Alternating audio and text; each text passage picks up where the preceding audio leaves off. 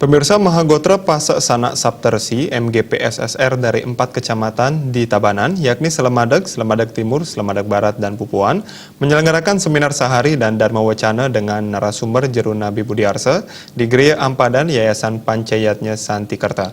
Seminar sehari dan Dharma Wacana tersebut didukung anggota Komisi 4 DPR RI dari fraksi PDI Perjuangan.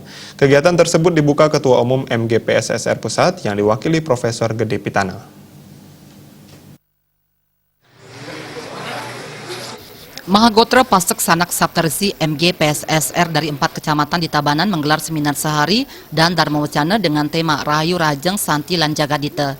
Sejumlah undangan tampak hadir diantaranya Ketua MGPSSR Tabanan, Ketua PHDI Tabanan, Ketua MGPSSR Slemadeg, Slemadeg Timur, Slemadeg Barat, dan Pupuan, beserta Bendesa Adat Ampadan yang diikuti ratusan pemangku di Slemadeg Raya dan Pupuan.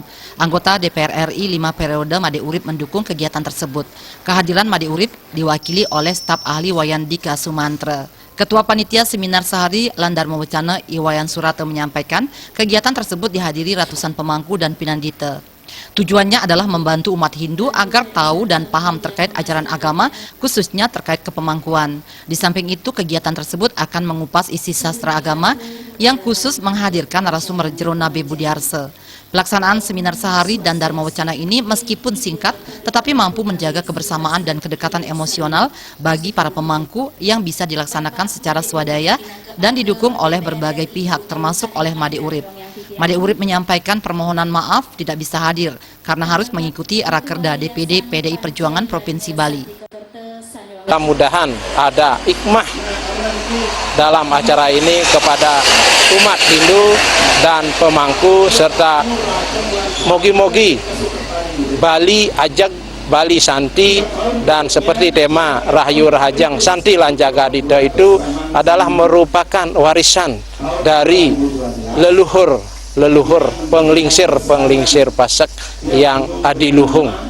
Perbekal Desa Wanegiri ini menegaskan pihaknya ingin mempertahankan ajak Bali, adat dan budaya Bali, sehingga berinisiatif bersama MGPSSR 4 kecamatan menggelar seminar sehari dan Dharma Wacana yang mendatangkan narasumber semeton Pasek sekaligus penyediaan tempat bagi kegiatan tersebut.